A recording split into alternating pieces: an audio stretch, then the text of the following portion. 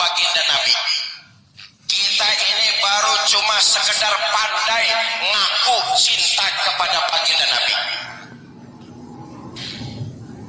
Persoalan yang utama adalah di akhirat nanti kita diaku umat baginda Nabi apa tidak.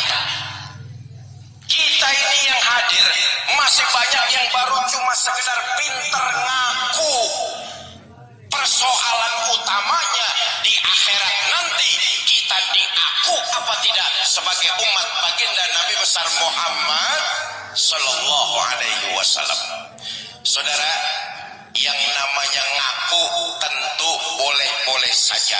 Semua orang bisa namanya ngaku, ongkosnya murah. Betul apa tidak?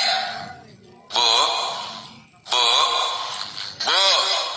saya tanya nih, ibu kenal sama Pak Prabowo?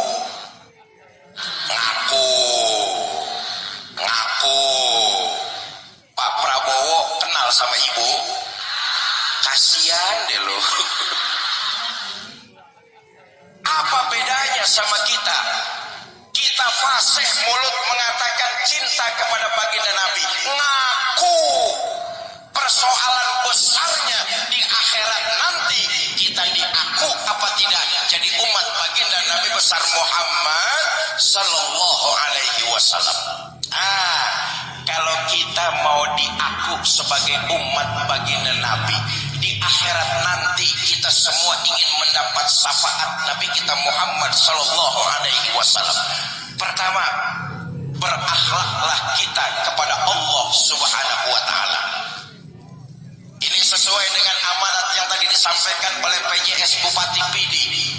Nabi diutus ke alam dunia tidak lain dan tidak bukan untuk menyempurnakan akhlak.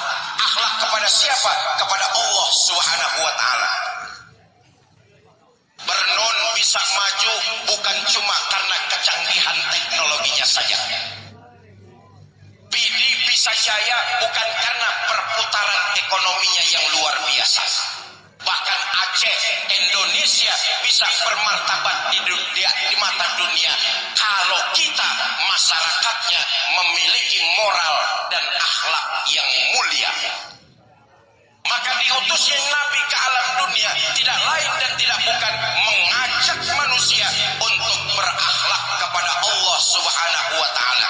13 tahun Nabi di Mekah, beliau konsentrasi, fokus menanamkan kalimat iman dengan bukhul la ilaha illallah. 13 tahun Nabi di Mekah menanamkan iman yang mantap ke dalam diri setiap manusia. La ilaha illallah. Kalau mulut mengatakan la ilaha illallah, itu artinya tidak ada Tuhan yang wajib kita sembah kecuali Allah. Tidak ada yang harus kita mintakan pertolongan kecuali hanya kepada Allah. Tidak ada yang kita takuti kecuali hanya kepada Allah. Kalau mulut kita la ilaha illallah, maka harus dibarengi dengan seluruh perbuatan kita dalam kehidupan ini. Sayangnya kita ini masih fasih beriman dalam ucapan, tapi jauh dari perbuatan. Mulutnya fasih benar, saya beriman kepada Tuhan yang Maha Esa. Dengar di kantor mau ada mutasi jabatan, kasak kusuk nyari embang.